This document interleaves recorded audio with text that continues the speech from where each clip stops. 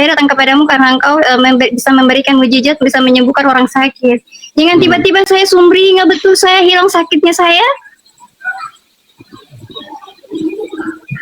Puji Tuhan, mujizatnya sangat luar biasa. Jadi ketika kita menjadi seorang muslim ini, kita juga harus merujuk ke situ juga ya. Karena kita seorang muslim itu kita harus meyakini Taurat dan Injil itu dibenarkan di dalam Al-Qur'an ya. Gimana Sri Yuyan? Apa yang mau kamu sampaikan? Kamu tadi kok berjilbab, sekarang hilang jilbabmu kemana? Gimana jalan ceritanya ini? Tadi saya kan lagi di rumah sakit nih, lagi jagain ibu saya. Jadi kamu ini sebenarnya Islam atau Kristen? Islam, tapi yakin sama Kristen. Islam. Percaya sama Tuhan Yesus. Jadi sudah jadi Kristen. Di KTP tertulis apa? Masih Islam, tapi saya percaya. Baiklah ya. Biar KTP-nya aja yang Islam ya. Kan sudah saya bilang itu, biarlah KTP-nya saja yang Islam, biar KTP-nya aja yang masuk surga, yang banyak bidadarinya. Kalau orangnya jangan. Ya, jadi kamu mau menyampaikan apa, Sri Yuyan? Tadi saya di luar. Tadi itu saya mau, gimana ya, saya mau keluar nggak pakai jilbab. Coba kita tes dulu nih, kamu berapa tahun nih jadi orang Islam? Dari lahir loh saya Islam. Sampai tahun berapa jadi orang Islam? Sampai tahun kemarin. Sampai tahun kemarin. Coba kita tes dulu, coba bacaan sholat, coba kita tes bacaan sholat. Silakan. A'udzu billahi minasyaitonir rajim. Bismillahirrahmanirrahim. Alhamdulillahi rabbil alamin. Arrahmanir rahim. Maliki yaumiddin. Iyyaka na'budu wa iyyaka nasta'in. Ihdinas siratal mustaqim. Siratal ladzina an'amta 'alaihim ghairil maghdubi 'alaihim waladdallin. Amin. Saya kan Langsung ada yang telepon itu loh. Nah, langsung ditelepon. Langsung ada yang telepon tuh, jangan dari Juma itu, jangan itu. Iya, gimana Sri? Bagaimana jalan saya jadi masuk di TV loh ini. Ya, bagaimana jalan ceritanya? Kok baru tahun kemarin ini? Iya, tahun kemarin saya sebelum saya mengenal Kristen, itu murung sekali wajah saya, nggak ada cahaya seperti ini, Pak. Mas, gitu. Bang. Iya. Jadi ketika saya sudah coba dibisukan dulu, HP-nya bisukan dulu biar nggak masuk. Suara HP telepon tuh masuk, ada telepon terus itu pasti dari Zuma itu dan kawan-kawan. Saya itu beriman, saya agama Islam, saja dulu, karena suara HP masuk sini, kami nggak bisa dengar. Suara HP masuk sini, suara telepon. Iya. Coba dibisukan dulu. Oke. Coba bagaimana jalan ceritanya kok bisa Sri Yuyan itu meninggalkan Islam tahun kemarin? Itu kan saya punya masalah, jalan spiritual saya itu sangat mendalam sekali. Jadi saya ketika nggak ada harapan apa-apa, ketika saya mau sakit, itu saya sholat itu ibadahnya saya minta setelah selesai sholat wajib itu kita kan nyembah Allah kan. Kemudian saya sholat sunnah, saya nyembah Nabi Isa. Itu saya bilang ya Nabi Isa, ya Isa alaihissalam, saya datang kepadamu karena engkau bisa memberikan mujizat, bisa menyembuhkan orang sakit. Jangan tiba-tiba saya sumringah betul, saya hilang sakitnya saya. Puji Tuhan, mujizatnya sangat luar biasa. Jadi ketika kita menjadi seorang muslim ini, kita juga harus merujuk ke situ juga ya. Karena kita seorang muslim itu kita harus meyakini Taurat dan Injil itu dibenarkan di dalam Al-Qur'an ya. Jadi saya mempelajari Al-Qur'an itu sudah 19 tahun saya belajar Al-Qur'an, bahkan saya mengajari Al-Qur'an juga. Karena di situ juga banyak sekali mengajarkan tentang bercerita tentang kisah Isa alaihissalam bersama Bunda Maryam. Dan orang-orang ini bagi saya suci ya, nggak ada dosa ya. Jadi bagi saya ketika Nabi Isa ini diberikan mujizat oleh Allah menyembuhkan orang sakit dan bisa membangkitkan orang mati, ini kalau misalnya orang Islam yang ingin hidup kembali harus berujuk ke sana ya. Kalau nggak bisa berujuk ke sana, mau hidup gimana kita? Ya, kan? Baik, teman-teman jangan diinikan dulu. Ini namanya dalam proses ya, dalam proses. Tapi udah begini, ini kan kami masih bertanya-tanya nih ya. Karena ini namanya perjalanan, ya. Nah, yang ingin saya tanyakan, ini Sri Yuyan ini sekarang ini perginya ke gereja apa masih ke masjid? Saya di rumah. Oh, di rumah, tapi tidak ke masjid lagi. Tidak ke masjid lagi. Karena dari Oke, dulu oke. saya memang saya sholatnya di rumah, karena di rumah itu bagi perempuan itu sholatnya di rumah ya.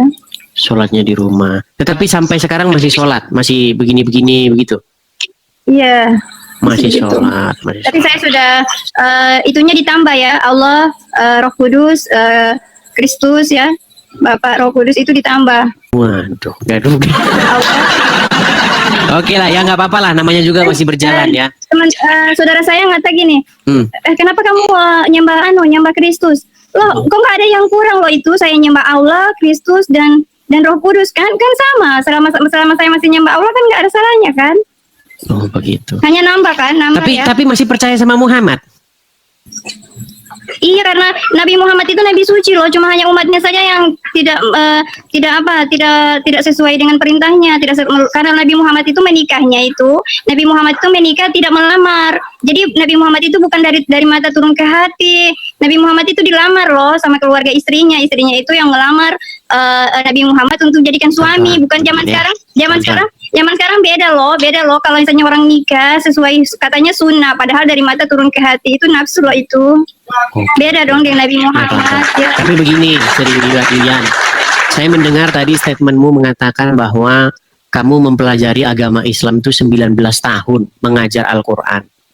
Lalu kamu katakan bahwa Muhammad itu seorang yang suci, betul? Iya. Begini Yuyan, di dalam Al-Quran, saya kebetulan sudah khatam Al-Quran itu lebih dari 100 kali. Saya membacanya sampai selesai.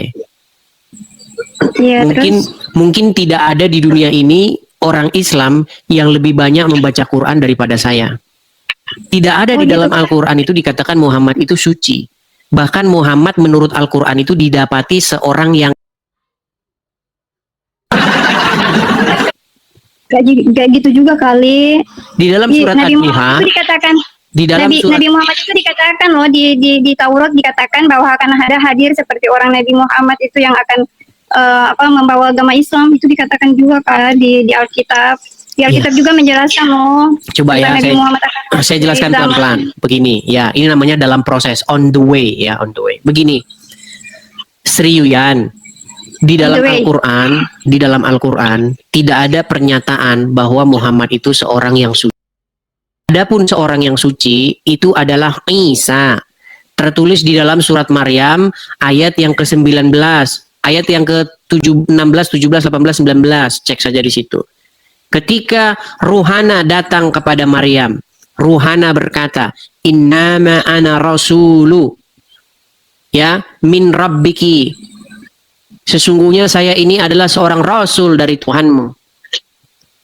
Li ahaba laki gulaman zakiyan, untuk memberi kamu seorang anak laki-laki yang suci.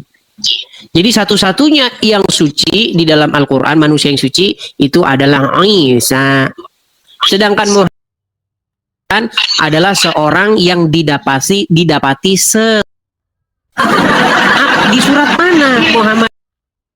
Bukan begitu dong. Kalau memang Nabi Muhammad tidak dikatakan Nabi yang suci, minimal dia orang yang masuk surga loh. Ada jaminannya beliau masuk surga loh. Nabi Muhammad ada jaminan masuk surga. Serius ya? Kalau memang kalau memang Edis mengatakan Nabi suci, ya jelas dia kalau memang benar dia bukan orang suci, tapi dia bukan orang membawa jalan kebenaran Di dalam juga, surat tapi orang-orang Ad-Duha, yang salah mengikuti. baik, Ya, di dalam yang surat salah Ad-Duha, mengikuti beliau. Tapi jangan bilang saya sudah takut. selesai? Kalau suci atau enggak ya itu mungkin saya nggak tahu ya, hanya Allah yang nggak tahu ya. Tapi kalau soal dibilang saya nggak setuju loh. Nggak Baik, setuju boleh saya tanggapi? Iya, silakan. Baik, saya akan tanggapi ya, saya tanggapi. Saya balikkan dulu kamera saya supaya dilihat oleh Sri Yuyun. Dengar ya. Ini adalah surat Ad-Duha. Surat Ad-Duha ayat yang ke-7. Oke? Nah, Muhammad didapati sebagai seorang yang dolan. Apa itu dolan? Dolan itu artinya sesat. Dia Dolalah. tidak mengerti akidah. Perhatikan ya, saya bacakan nih. Ini tafsir Kementerian Agama Republik Indonesia. Perhatikan. Tafsir ringkas Kementerian Agama Republik Indonesia surat Ad-Duha ayat yang ke-7. Dan bukankah dia juga mendapatimu sebelum menjadi nabi sebagai seorang yang bingung? Ini kata bingung ini dilembutkan karena belum mengetahui akidah dan hukum yang benar. Pertanyaan saya, orang yang tidak mengerti akidah itu disebut apa di dalam agama Islam? Dolar. Iya, sesat. Iya, tapi itu Nabi Muhammad diangkat sebagai nabi itu di umur 40 loh, Yedis. Seriusan, tidak ada Muhammad diangkat jadi nabi umur 40. Manusia ya, nggak lepas dari dosa. Kita juga manusia, beliau juga, Nabi Muhammad juga manusia ya. Sebentar, saya balik dulu kamera saya kalau begitu. Saya balik dulu kamera saya. Baik. Kalau begitu berarti Sri Yuyan, sebentar saya balik dulu kamera saya. Sebentar, saya hilangin dulu efeknya ya. Kalau begitu Sri Yuyan mengakui bahwa Muhammad seorang yang berdosa. Mengakui? Muhammad seorang yang itu dia disucikan, dijaga dari Allah untuk berbuat dosa.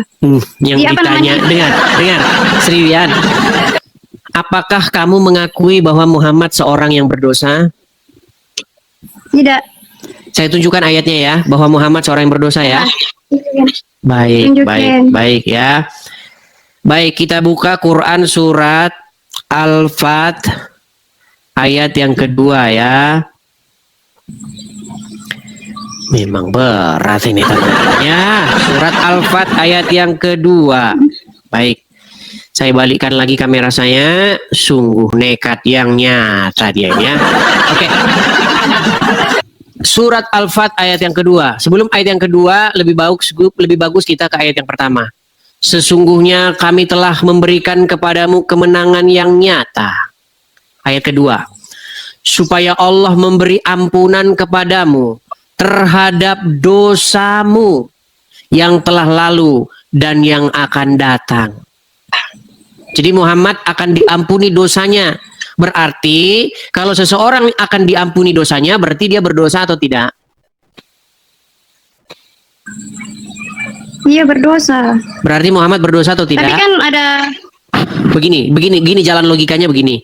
Kalau orang dihapuskan hutangnya, berarti dia berhutang nggak? Iya.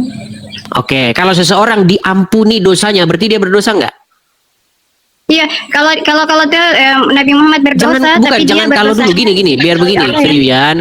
Begini, saya ini berusaha, ini tugas saya nih, menyadarkan kaum muslimah. Oke lah, Yusuf PI sudah live, jadi saya ini dulu ya, penuhi janji saya dulu, ya. Nonton dulu ya, Seriuyan ya. Iya. Oke, baik. Besok kita lanjut lagi, besok datang ke sini. Ajak kaum muslimah sebanyak-banyaknya untuk nonton Edis TV. Ya, sesuatu yang begini, Seriuyan. Kita tidak menghina, kita harus mengabarkan apa yang dikatakan di dalam buku seperti itu. Oke, saya ini dulu ya, saya turunkan dulu. Jangan lupa besok datang lagi, oke? Ini satu-satu lagi. Ya, teman-teman sekalian, kita baru saja menyaksikan sebuah kesaksian singkat dari seorang wanita muslim yang bersaksi telah mengalami kuasa Tuhan Yesus Kristus. Dia mengakui sendiri tadi bagaimana Yesus bisa menyembuhkan orang sakit, bahkan membangkitkan orang mati. Mujizat-mujizat ini membuka hatinya teman-teman ya untuk percaya kepada Yesus. Namun teman-teman sekalian, ada satu hal yang perlu kita renungkan bersama ya. Wanita ini masih mencoba untuk mengikuti Nabi Muhammad selain Yesus. Disinilah kita perlu memahami esensi dari iman Kristen teman-teman ya. Saya ingin menyampaikan saran pribadi saya ya. Jika kita benar-benar ingin mengikuti Yesus Kristus, kita harus rela meninggalkan segala sesuatu yang menghalangi kita untuk sepenuhnya berserah kepada Yesus. Ini termasuk kepercayaan lama kita teman-teman.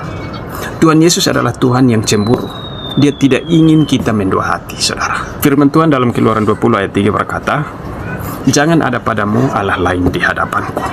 Ayat ini sangat jelas, saudaraku, menunjukkan bahwa kita tidak boleh menyembah atau mengikuti Allah lain selain Bapa di surga. Ya, Yesus sendiri berkata dalam Matius 6 ayat 24, "Tidak seorang pun dapat mengabdi kepada dua tuan, karena jika demikian, ia akan membenci yang seorang dan mengasihi yang lain, atau ia akan setia kepada yang seorang dan menghina yang lain. Kamu tidak dapat mengabdi kepada Allah dan kepada Mammon. Saudaraku, pilihlah sekarang kepada siapa kamu akan beribadah. Jangan mendua hati, saudaraku, ya. Serahkanlah dirimu sepenuhnya kepada Yesus Kristus. Dia adalah jalan, kebenaran, dan hidup. Hanya melalui Dia kita dapat memperoleh keselamatan yang kekal. Mari saudaraku, kita berdoa ya, agar wanita ini diberikan kekuatan dan keberanian untuk membuat keputusan yang benar. Mari kita juga berdoa bagi diri kita sendiri ya, agar kita selalu setia dan taat kepada Tuhan Yesus dalam segala hal. Tuhan memberkati.